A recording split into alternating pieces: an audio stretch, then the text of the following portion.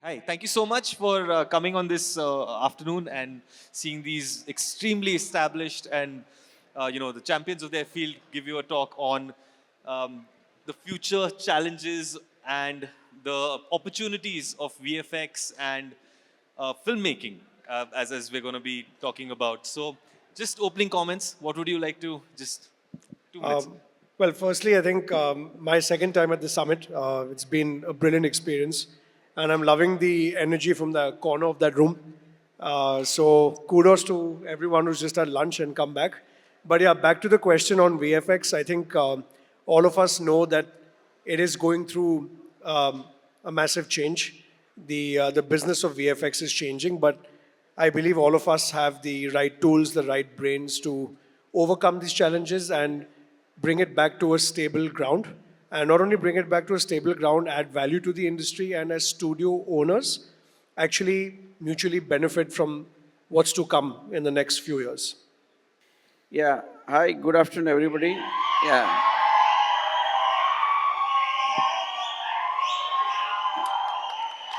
But thank you, thank you, thank you. Thank you so much for all of you. I'm very thankful you have come here for the India Joy event and participating with and giving a lot of support. We're all doing this for yourself, for coming up students and existing artists, and we are very happy to be here to do this for you. And regarding the industry, I would say the industry, I think last couple of years is slow. So I think next year is slowly picking up, but probably it will take 1-2 years to come to back, but it won't come that normal. It will come back slowly. But we'll be prepared about that, and definitely we'll discuss today more about that, and we'll see how it goes. Yeah, thank you. Hi everyone, I'm Biren Ghose and a friend of Hyderabad. So I just want to say to you that there are three things that make our business. Human beings. Any human beings here? Please say hello. Oh, no human beings here, man. They're all artificial. Okay. Human beings, geography and money. So basically what's happened in the world is that most of the content creation was in a very small corner in North America, in the southwest of that area, and they were asking the whole world to do a lot of work, and that has changed. But the good news is that while everybody was trying to depend on Hollywood and do large productions with hundreds of millions of dollars, now that they have had, unfortunately, a strike and they were closed for half a year, people who are innovative, like everyone on the stage, all of you here, many of our colleagues and friends in the industry, especially in Asia and especially in India, we have found many corners of the world, and we are changing the way that the global supply chain of visual effects will find new opportunities. For example, in the Middle East, very few theaters, but the whole cities are becoming screens. So there is work in the experiential area, there is work in the XR area, there is work in medical area, there is work in lots of different areas, and the tools and the technologies are the same. So human beings, you guys, the fantastic artists of the future. Geography, which I think is very important for us to look for where the next oil fields are to get our fuel. And finally, vitamin M. Anybody knows what vitamin M is? Money. Okay, we got a prize. Twaga is going to give you a very big prize after this. So these three things are my opening comment, and the conversation we have will be touching on these various elements of creativity, geography, and how to finance it. Thank you very much. My name is Elena Gutierrez, and I am the director of the View Conference, the director and the CEO of the View Conference in Italy. We are a big computer graphics event, and every year we get really amazing talent coming to our event, talking about the magic of VFX and how the technology, the new technology is transforming VFX. So my statement, my opening statement is, well, while we are in an industry that got hit hard, we first saw the pandemic, and then we saw the strikes. And after the strikes, now we have the wars between the streaming platforms and the cinema, and the presentations in the cinema. So that is obviously one of the challenges that needs to be addressed.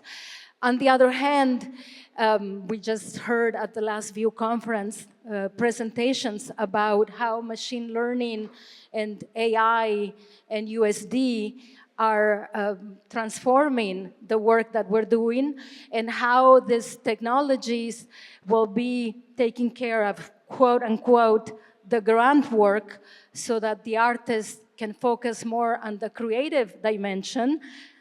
Let's hope that is true. We heard a in-depth, beautiful one-hour presentation at the last View conference by Richard Karras, the Vice President of NVIDIA, who presented a very beautiful and interesting arguments around how AI will be democratizing our industry. So let's hope that is true.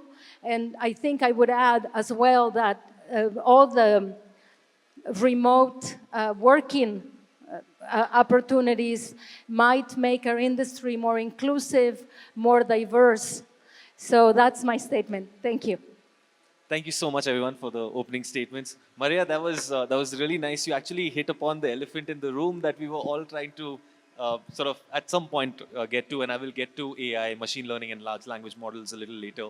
But starting off with the amount, the complete need for so much more content that's happening across the globe, across platforms, across different mediums. But there is a massive shortage of talent as well, right? And that talent and the amount of the sort of skilled talent that we need. What are your thoughts on that as to how can that gap be filled, or what is holding everybody back currently? Biren, would you like to start with that, sir? I'm not sure that why you call me the elephant in the room, but Not. okay, fine.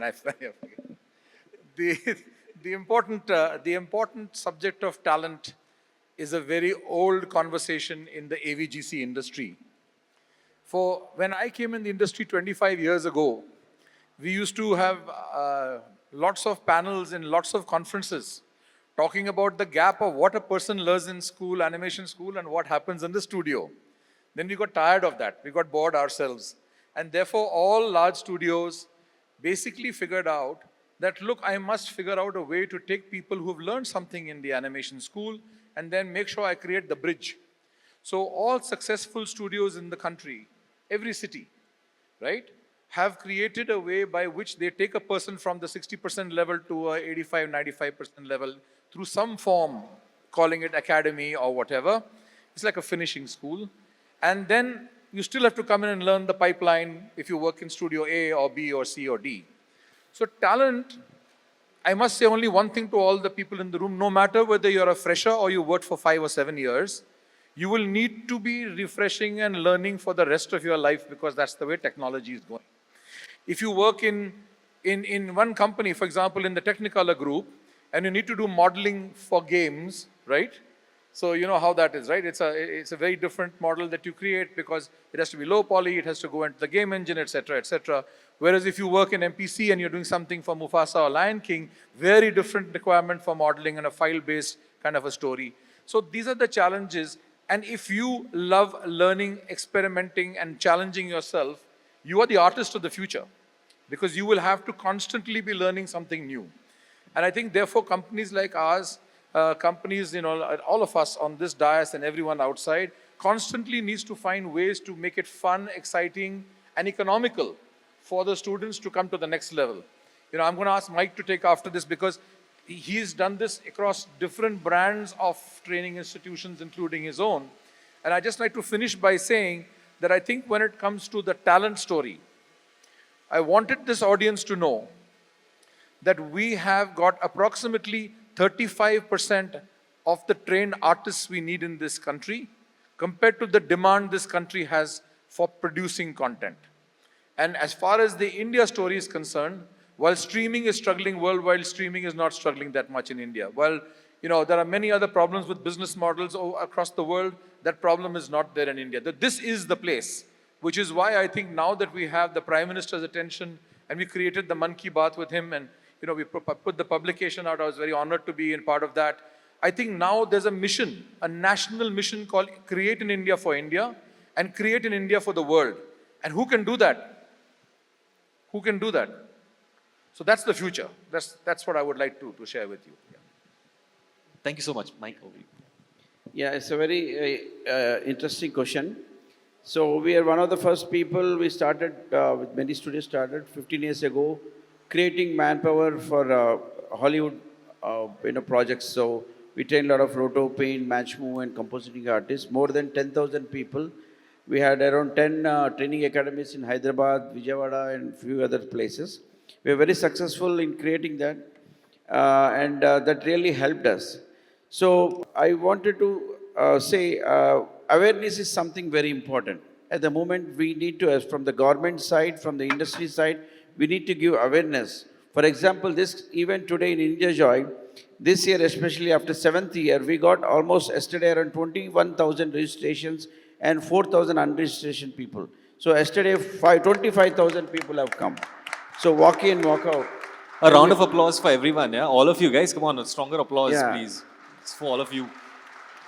So before we did the India Joy event, we used to get 18,000, 15,000 all 4 days. So this time I would say 50 to 60% are people who came who are passionate, who want to understand, who want to know what is the industry, how it works, and want to build networking connection. That is very important. That is the thing we are trying to create. So when they come here, the 50 to 60%, at least 5% or 3% will get converted to this industry.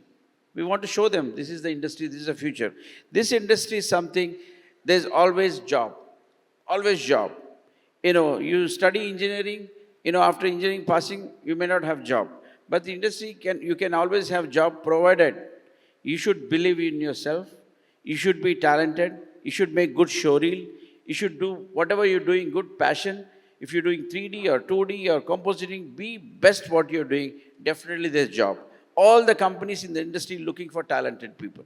If you have talent, you have skill, every company needs you. There's so much demand. So if it's important to become learn, understand, and become the perfect. See, this is not a job like other industries. Like other industries, you complete engineering and you go and get a job.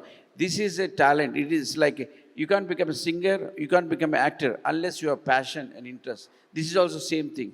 If you have passion and interest, VFX, animation, gaming are the best thing, and there's so many jobs.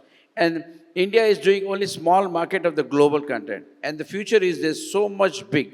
And India can only do this because look at China. They're good in manufacturing. They can't create much like creativity. But India has passion. We do the highest number of movies in Hollywood, more than 2,000 people. A lot of people you touch, they have passion in movies or watching in movies. That's why in last 10 years, India was able to do quickly so many more than 2 lakhs people trained. No other country in the globe can do. Not even in USA, Canada, and no country can do this many people to the industry, can create this kind of talented people. It's only because Indians have the passion towards the movie. So that's why for the global companies also, India is going to be very helpful for them, and it will be good. We are the people who can do that. So there's a good future to do that, and even AI will come in the next questions, how we can achieve this and not to worry much. Okay, thank you so much. I'm totally trying to avoid the AI questions, like totally avoid the AI questions, but like, sorry. So I just wanted to add a couple of things. I think they covered most of it, but when we speak about VFX, we always talk about the media industry, right? We have tried to open avenues across B2B as well. So there's a lot of demand from the US coming to create content around engineering products or around medical, etc., etc. Yes, it's a B2B part of the content, but artists are also required to explore things in those categories. Thirdly, I've been a firm believer after COVID that we should not stick to the traditional softwares that we use on a daily basis in our VFX studio. So what we did, or rather our team that's also here, they led by example, building on Cinema 4D, Blender, Unreal Engine. That's become a very, very important part of the pipeline that we operate. And yes, to concur with what Mike and Biren mentioned, I think exposure is extremely important. Passion for what you do is extremely important because Whether you're an entrepreneur, whether you choose to work for someone else, unless and until you don't have passion, you're not going to get anywhere in life. It's as simple as that. And I think studios in India are still very, very well placed. I think we have more of that culture of accepting people to come in, allowing them or giving them the resources to train. But then the artist or the creative also has to come halfway, accept that as a challenge, and then take their career to the next level. But yes, the industry has a very bright future, according to me. It's just how the talent responds, for the future of the industry. So I'm just going to plug myself in to the discourse that Mike was telling you about passion. I'm like, I'm going to say whatever he said. No, I think it's very important to reiterate that you are the future. The young people are the future, and that it will be very important to have that passion that Mike was talking about, that curiosity. Software you can learn, but having a passion and curiosity to go and learn more, that is something that you need to hone in. And obviously, not to be afraid. One of the things that you need to learn is not to be afraid about anything. It's like... Just to add to that line of thought, as a festival director, right, you get to see a lot of, and you have to program a lot of films and content that comes in that has to be, played out for the audience. What is your take on the quality of VFX in terms of creating the awareness that is it getting better? Is it getting worse? What's the... Well, yes, thank you for your question. I do run a global event that is particular in the sense that we make a big effort to bring half of Hollywood and half of Silicon Valley to us speakers to present. So every year we see all the incredible advances in technology made in Hollywood, and we are in awe. And sometimes we are a bit scared too. It's like if we are shown how AI was used to create the VFX of Dune Part 2, I mean, you would think, looking at Dune Part 2, that it was all made by human beings. But AI played a big role in making this. So absolutely, I mean, we are in an industry where there's an effort to show that has not ever been seen, right? To make movie magic with visual effects. So that is pushed with the technology to a very high level in a way that is kind of scary, right? It is really incredible, the kind of stuff that people are able to make, and what we will be able to see in the next few years, things that we will be able to do with our telephones, the kind of technology that is coming, where you will be able to make shorts and make amazing stuff on a cell phone. That is pretty neat. So yeah, I mean, the advances are really fantastic. I wanted to say one more thing to the young people was the whole idea of learning the software. So at View Conference every year we hear these amazing presentations around real-time rendering and how that is used to shorten timing in deliveries, how using real-time rendering is more green. So all this software can be used. The curiosity is something that you need to work on. And obviously, that whole idea of not having any fears. When I was a graduate student at Stanford, in my department, there was a big sign saying, perfection is complete things, finished projects. And obviously, that's important to take with one. And that whole notion that practice makes perfect. The more one practices a skill, the better one gets at it. You can learn the software, no problem, and to obviously. I'm Thank like, you. now Thank I'm you. treading water. Thank you. Thank you. Moving on from that line of thought in terms of evolving technologies, right? Anant, this one's for you. How do you streamline from a production perspective, right? The usage of technology and, of course, future-proofing yourselves and thus being industry leaders to future-proof other companies as well. So fortunately, our value system as famous studios over the last 80 years has always been to try new tech. Not saying that it's always been successful, but since COVID, with the help of our leadership that we have here, a lot of R&D into software, hardware, unconventional methods of producing content have actually turned out to be more beneficial, you know. And what I believe is, as a team and as a, you would say, a bunch of softwares and hardware pulled together, that is what really brings out the beauty. That's number one. And two, when you are producing content for someone else, is what we do. Like, for example, in the advertising industry, what we realized was a deep impact comes in when we actually are able to get the client into the studio and explain the entire flow, whether I'm using a robotic arm or a 3D printer or hydraulics or practical effects or whatever it is. Or maybe saying, okay, this is what I'll shoot, and here's my Unreal Engine environment that will be, you know, composited and positioned at the back or whatever. That's led to a more deeper long-term association with the client.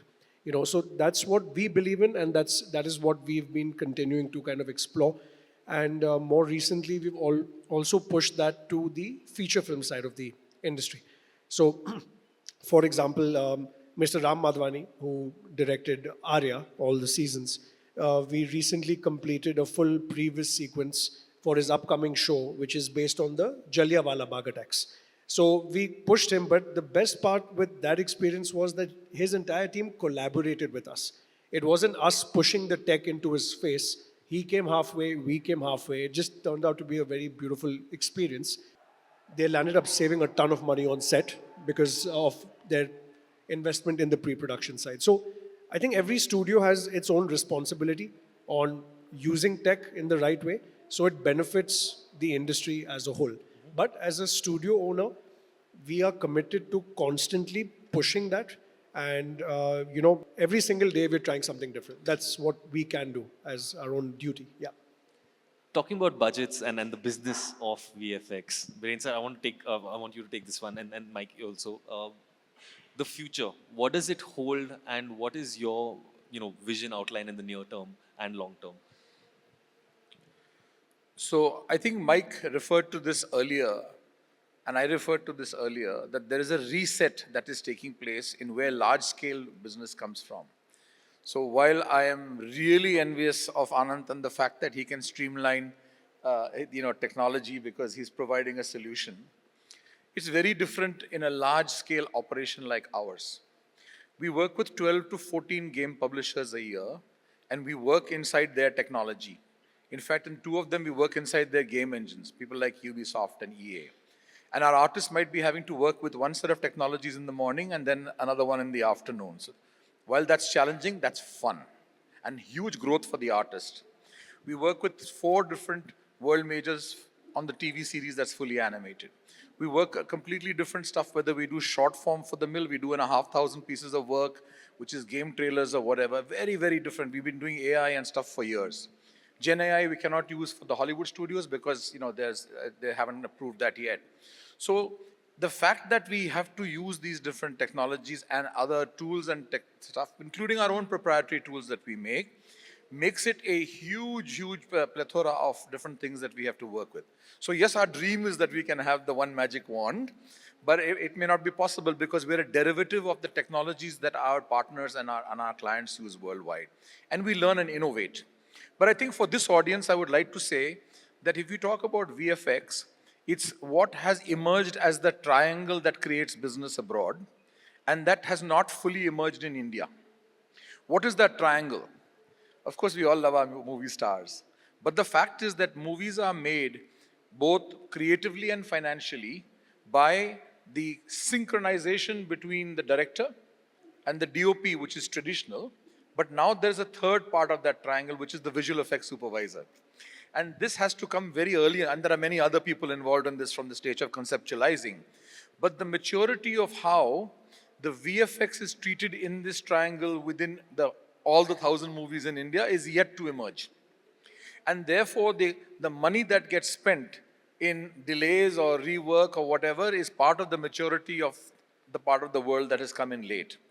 When you look at the business of visual effects, when you create a visual effects and there are creative changes, unlike going with the camera and shooting it again, it's a very, very different thing because you have to go back to the basics part of it, right? With a fully animated movie of visual effects, and it's extremely costly. Which is why I think tools and technologies that Anant will talk about and others will talk about in this room, of how do you create the architectural phase? How do you make sure that your architect has made all the drawings before you build your house? Is kind of the discipline that we haven't had. We have got brilliant people who made movies without that development process and locking everything beforehand. And I think the whole idea of development, even for the world, we recently, and I can't talk about it, have actually been commissioned as a company to do pre-visualization, art development and locking development for a large clients in Hollywood for large movies, which finally we didn't get to produce. I think that's a big change in India. From being told that we are the back end to the world, we remove wires, etc., etc. We're now at the cutting edge of doing this stuff. And I think that's a very big story. I finally also want to say that while I agree with everyone about passion, I think passion is secondary. I think application is one. There are people who have great passion, they're very creative, they don't apply themselves. In a large-scale production machine where teamwork is required, it's how you apply your passion. Application is more important than just raw passion saying, I'm passionate, I'm creative, this place wants me to work too fast, too hard, I can't do it. Okay, maybe make your own movie. So the business comes with how do you utilize your team, how efficient they are, because the business of this industry comes from a fixed price. And you either make a profit or you make a loss. So no matter whether you're a 200-person studio or a 2,000, 3,000-person studio or something larger, which is what we are, you need to make sure that every single project, every single job comes home on time, on budget, and on creative. And I think that's the important part of this business. And I do believe that it has taken us time to mature, but India has become really good at doing this. And we are probably the best place in the world to do this. And once we go through this bump, my theory is, it is better to light a candle than to curse the darkness. Okay? Which is why we have a festival called Deepavali.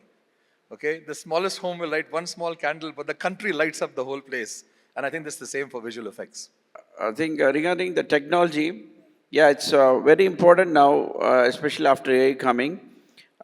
We need to consider that there's going to be big impact in the industry, especially for rotoscoping, compositing, not much compositing, but paint and 3D.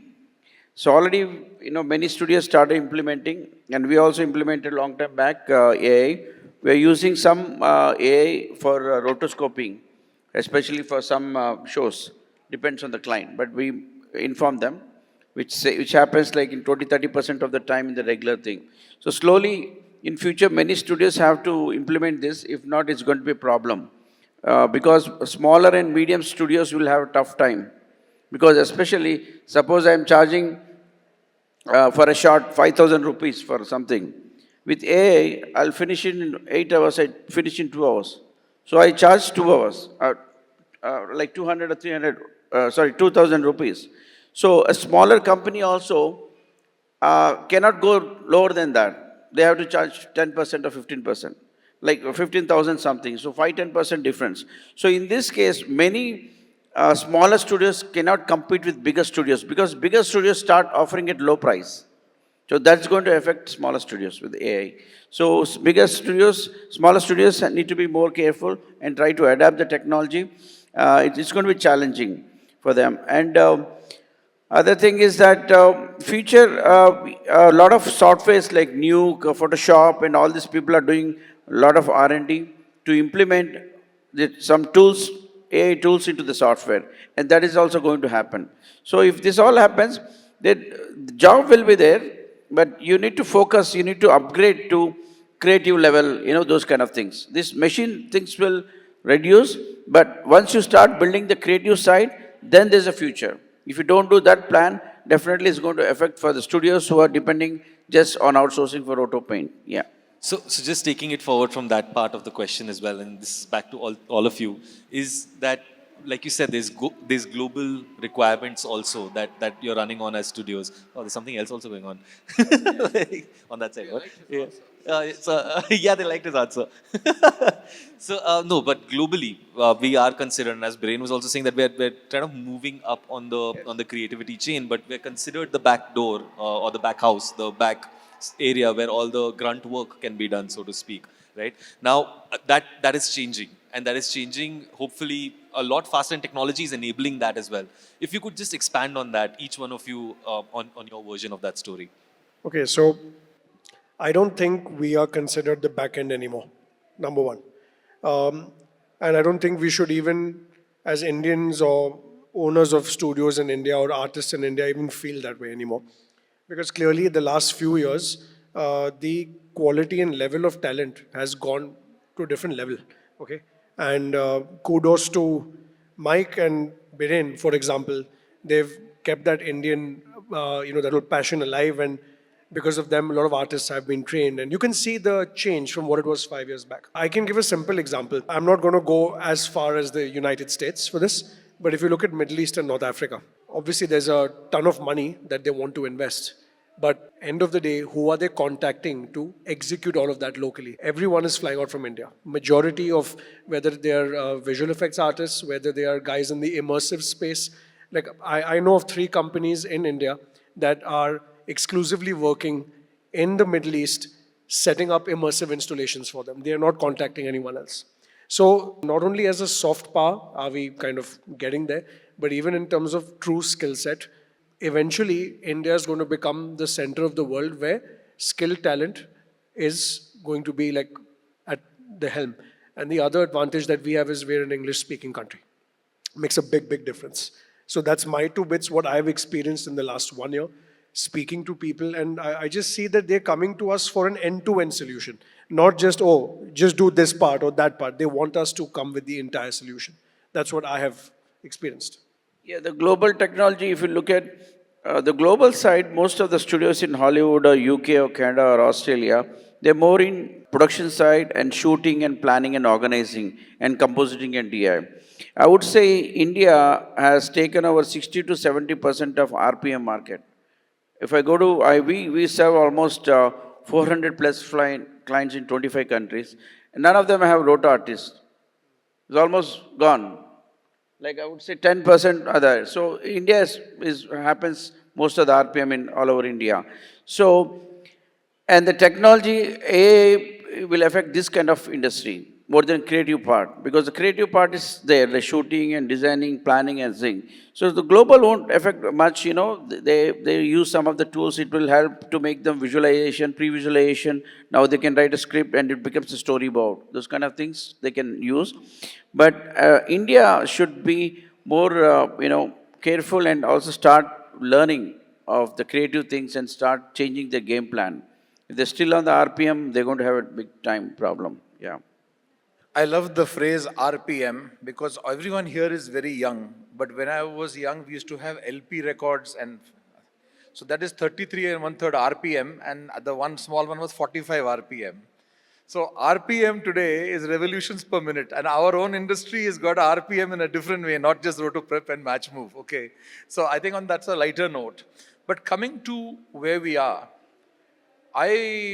Mike said we do 65 to 70% of the world's roto. I disagree. We do it more than 80%. Probably he does about 60% of the world's roto. But my point is different. We should not be looking, all of you who are in, you should not look at roto as roto. You should look at roto as the starting point for an athlete in a 100-meter race for you to become on the 2D track going all the way to become a compositor. And I can predict here today, and please come back to India Joy in 2027, because we will do in compositing exactly what we have done in roto. That's on that side. As far as the other side is concerned, because we work on a large scale with all the 14 different skill sets. So, my heads of studio, Kranti and Chand, who run the mill and MPC, can tell you that one of the things that we discovered a long time back was modeling.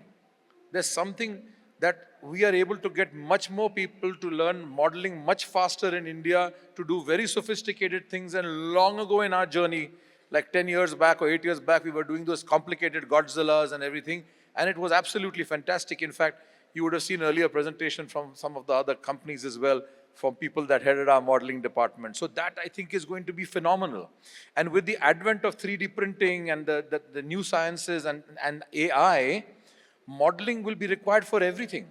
Your toys and your stationery and everything will come out of a printer. And I think people like one of our ex-employees at the mill has gone to, from India, he went off to like Vancouver or Seattle. And he creates, for the small Amazon shops, he creates 1.5 million models a year, out of which he does 1/3 in India. So I think these skills are not about just what people think visual effects is about. And I can also tell you that, we have learned through our company's experience that bringing people in for 6 to 12 months and then training Indians to do that, and then they train other people to do that. There are about 16,000 people who are our ex-employees since I've been in this company in India. And we have a few thousands that are there now. It goes up and down with the tide. But the important point is this, that the most complicated things in visual effects, fur, hair, groom, liquids, all the physics and everything we cracked that like 8, 9, 10 years ago. And when he talks about having no people in a large organization outside India, that happened 12 years ago in our company. So I just feel that that's the benchmark, and people are getting there. There are many studios that are getting there. And I think we should now stop talking about the ability for India to produce, because it's a deja vu, right? I mean, how many more Oscars than 4 do we have to win, and how many more awards do we have to win to prove that from India?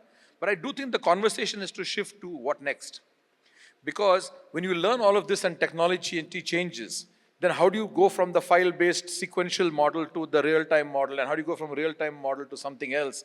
And then I think that's the way, is to keep making people who've been with us for us and others for 3 years and 6 years and 9 years to now jump into the next story, right? So that for us is the big thing now.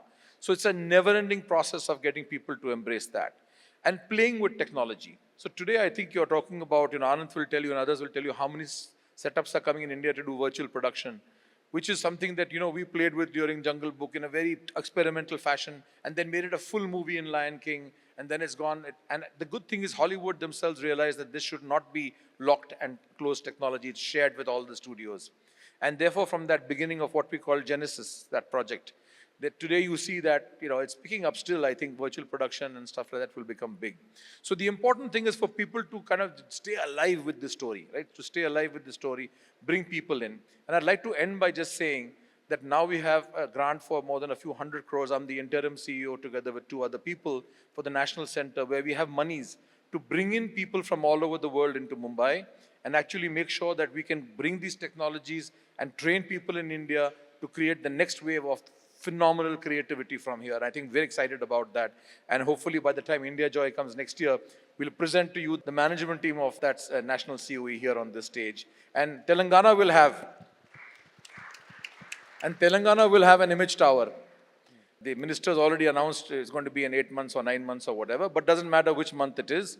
The fact that India will have that ability of central government financing, state government financing, incentives, it is for all of us to make sure that the business end of it is taken care of by first getting the talent, then tackling the geography, and then getting the money out of it. So I come back to that first point there. Yeah, it's a small point, which is very important. I'm very thankful to Mr. Biren Ghosh and Technicolor team. They are very big visionist people, I'll tell you why. I'm running academies last 15 years. I have 4 arenas, 2 Mac academies, and 4 Rotomaker and 10. One of the highest academies I used to have last 15 years. Few years back, Biren Ghosh, Kranti and their team visited our team, and they said, talk about the future and vision. And I canceled all the academies and took their franchise, Technicolor Academy. I've seen last 2 years, they have trained tremendous people, very good talented 3D artists, and it's everything trained from Bangalore. They train, students are from here, they train from Bangalore. All high-end creative people. And those people today, they go in market, they're picked up like this. Like you're studying in NIT, they're picked up like this. Because there are more than 1,000 academies in India, but nobody has a production experience. They work for so many international products, they know what exactly the production wants. And these people, when they take a job, day one they're working on the production. And they have the international exposure. Before it was very hard. Even Technicolor might have faced the same problem 10 years back to have trained artists. Now they're making the cream people. So I suggest many of the academic training institutions should start looking at creative talent than the basic thing and not the regular like old school textbooks like other institutions. Go for productional training. So that is the future. Then it's good for artists and for the companies. Yeah. I think we're out of time. So I don't even, so I mean, we can just do a quick round of last comments. Yes, last comments, and then we can, yes, please. Thank you, sir. Oh my goodness. Yes, ma'am. I'm not ready. Wow. I mean, thank you for giving me a vision of the global and also the Indian landscape. And also, thank you, Mike, for inviting me to participate in the VFX Summit and India Joy. I'm really happy to be here. So thank you. I mean, I think, as we were saying, the future, I think, looks rosy. And I think all the technology that we were talking about, from virtual production to volumetric, LED, everything, AI will help in meeting all the demands for VFX. I mean, we talked about some of the challenges, but we are confident that, we are in a period where there's a lot of demand for VFX, a lot of demand for new content, and we are confident that all this technology will be able to assist. Obviously, we should keep in mind the human component. I think we opened with that. There will always be VFX. We'll always need making magic, but the puppet fabrication and the manual dimension, the creativity, the human creativity will be there. If telling original stories will be important. So I think the future looks great. I think all these technologies will help meet the demand. And yeah, it looks, thank you for inviting me, and that's my statement. Thank you so much. I'll make a quick closing comment. I know time is up.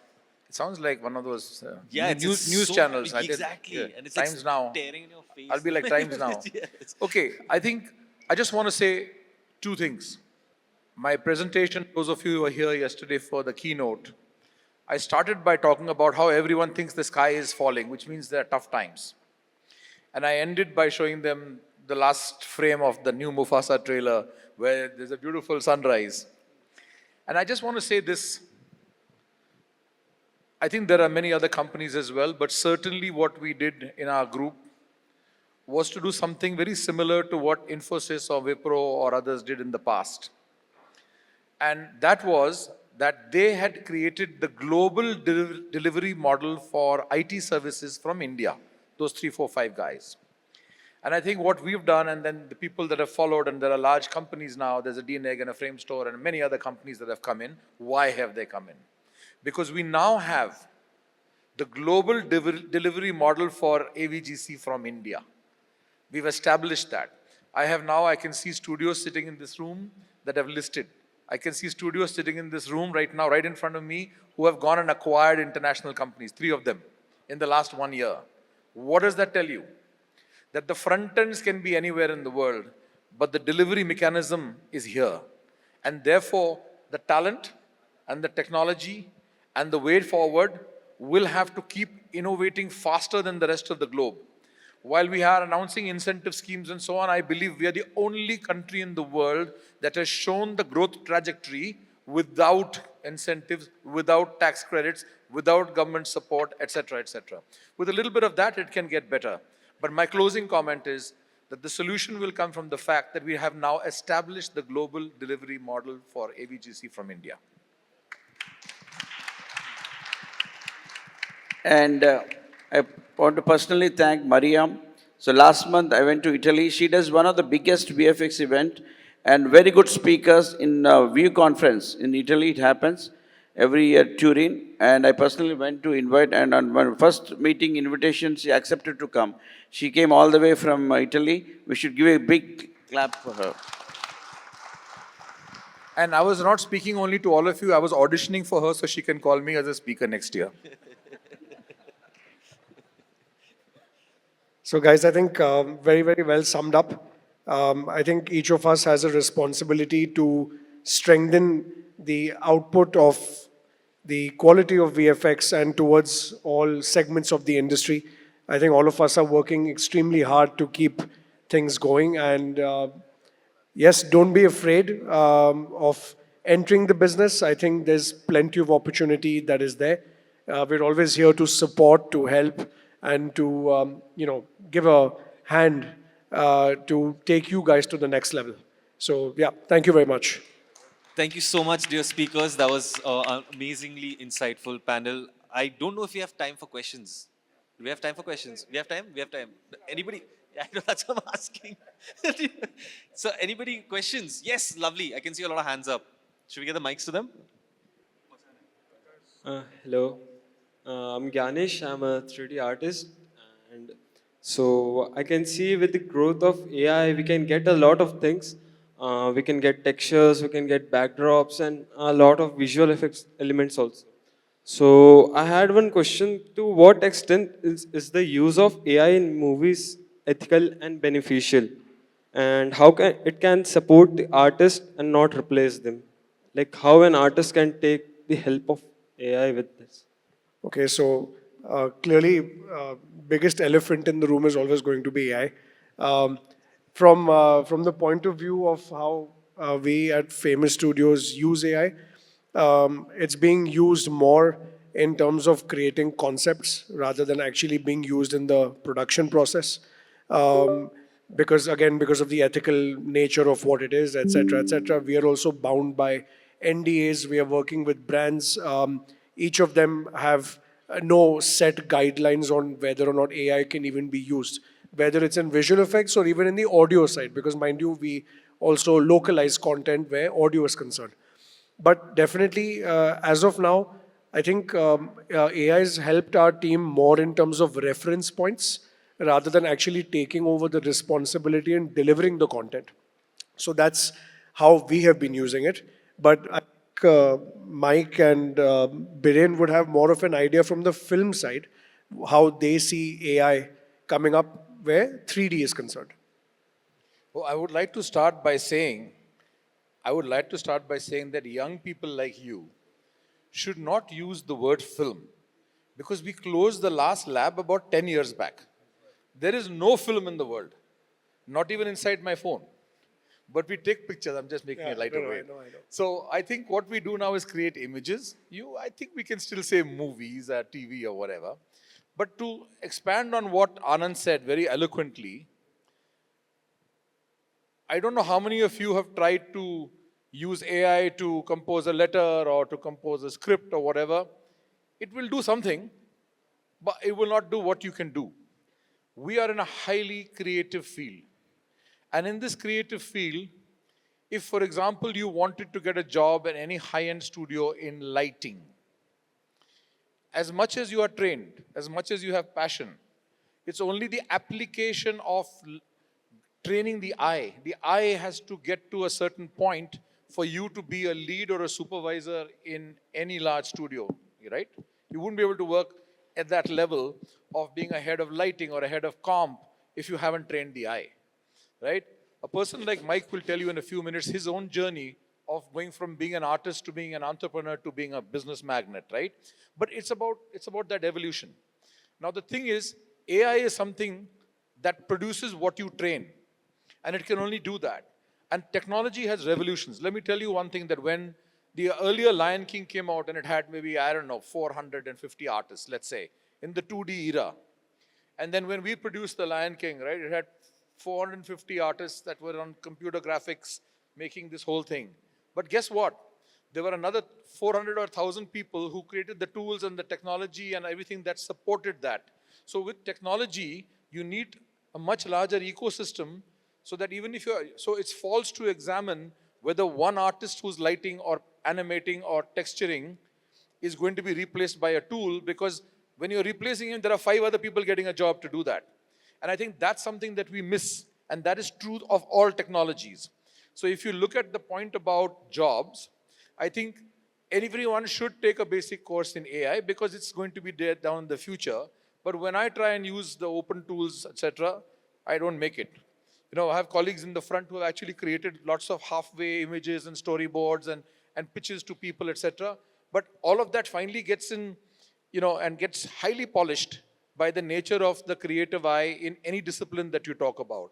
So my point to you about AI is simple to the person who asked the question. When AI comes, please use it. Until then, don't sit back thinking, waiting for AI. Because AI, for me, all my life I've used AI, it's called Air India. It doesn't come on time. Hi, my name is Zafar and I am a prep artist. Actually, when I got into the industry, I had this one problem. Actually, we all know VFX is a skill-based industry and creativity-based industry. But when companies hire artists, they just see experience. They don't see like what skills do this artist have and what creativity do this have. But they just see experience and based on that, they just hire. So what are your thoughts on that? I'll pass the to Mike, who's a big hirer. But I will tell you one thing. Okay. That I can tell you that in the 26,000 or 22,000 people that we have hired in 15 years, 1 month, 16 days, and 5 hours at Technicolor, Okay. that is not the criteria. I'll tell you why I'm saying that. Because the problem when, and I'll talk about freshers and I'll talk about experience. 80% of freshers that we meet do not know what is their aptitude. They do not know whether they will be better in texturing or they'll be better in lighting in the future. They do not know that. We have worked at MESC, which is the body, to create a very simple test, which is not yet where it should be. But normally when people come in, for every job that we have, we generally look at about 300, 400, 500 CVs or reels or whatever. We normally shortlist 100. We bring people physically down in 4 corners of India to test them 30, 40, 50 by hiring machines and making them work. And usually, when you do that test, you will land up with 30, 40% marks. Then we know you're good. Your experience doesn't matter because you can't do it. If you had worked somewhere for 4 years, you can't do that. And if you haven't worked for anywhere for somewhere, you can't do that. So we start by knowing that you can't do it. So experience doesn't count. We are very clear that we are looking for your behavior. Can you be a team worker? Can you apply your passion? Do you know whether you'll be better? Because look at the real world. In our stack, in our pipeline, we have some things that are like sculpting. We have some things that are like painting. There are some things that are like acting. There are some things that are like lighting. So if you like to be an animator, but you don't have the acting capability, then we will guide you to say that this is not for you and you will learn something, even if you don't get through the test. So experience is important and useful to us, but we can't find that many people. And therefore, we have our own hack for this.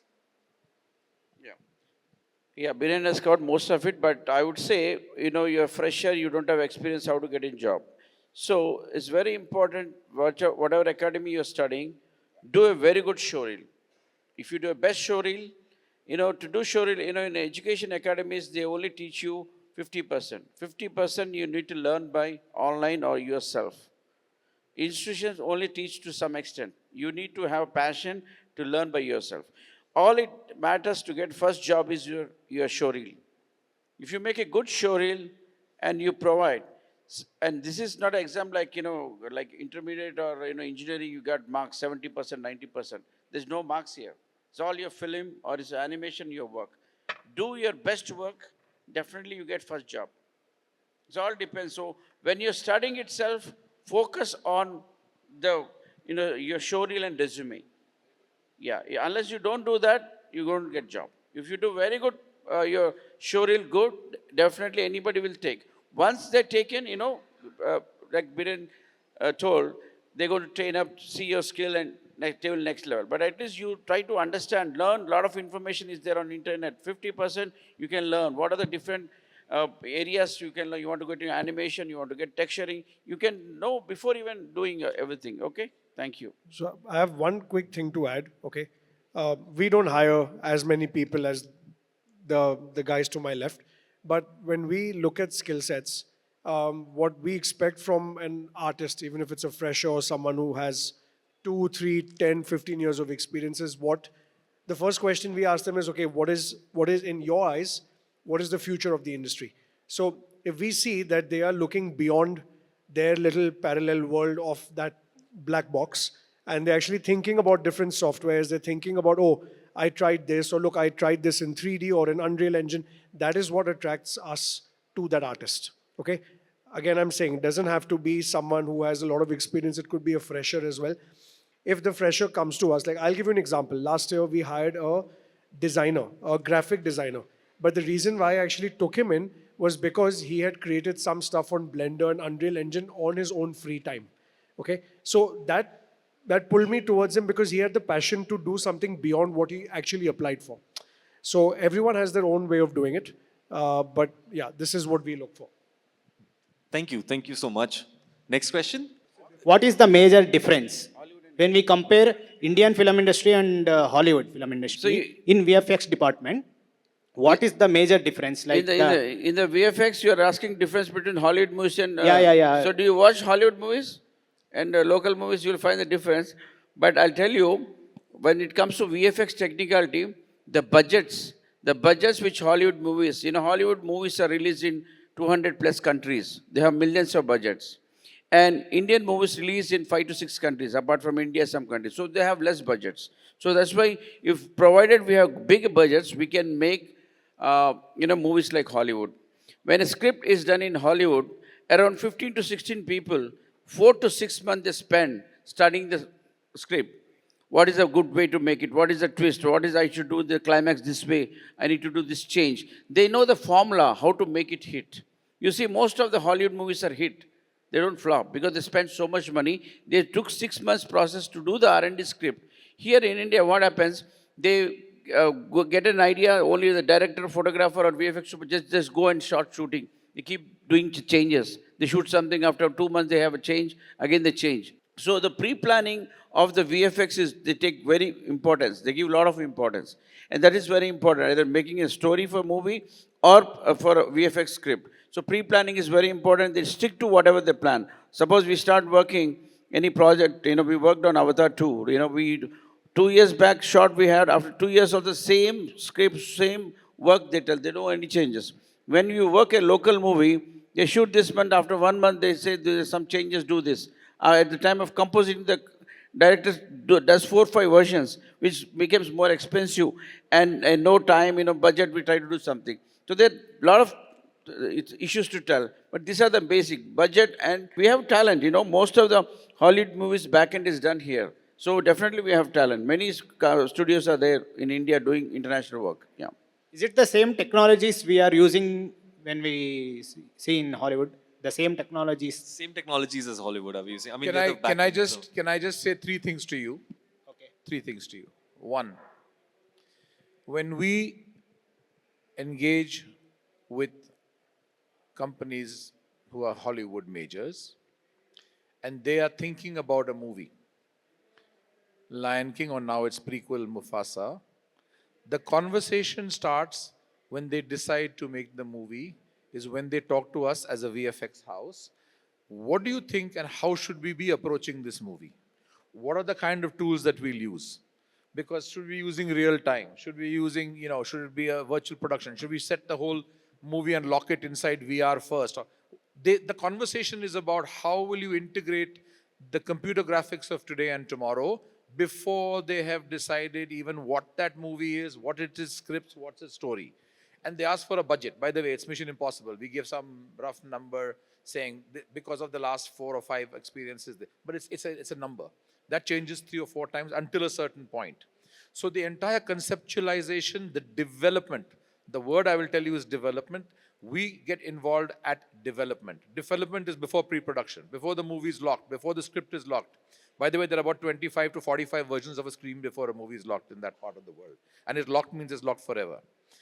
And if there is any change, then that's a separate project that you will start inside that project. This is actually the process difference, number 1. Number 2, when you are looking at a country that has 4,000 or 5,000 screens compared to China's 65,000 screens, compared to the global major that's got God knows how many 100,000 screens, the recovery, our filmmakers are outstanding because they make amazing films with a very small recovery, with a very few screens to show it on. Therefore, they go to OTT, they go whatever they do, right? So hats off to them because technician-wise, they're fantastic. But this process of integrating computer graphics has not matured because it's a very expensive process. So I will end by my third point, which is that when I was young, we made Indian cars and there were foreign cars. The foreign cars were Hollywood and the Indian cars are like the current movie industry. You see what's happened over time is that the international people like Maruti came, built a whole ecosystem from everything that happens now in India, and all the international cars can come and make 50% of their components from India. So where we are headed in that bridge is that we are using everything that we do in Hollywood to build the ecosystem so that the cars here will not be different from the cars there. That's my final point to you. Thank you, sir.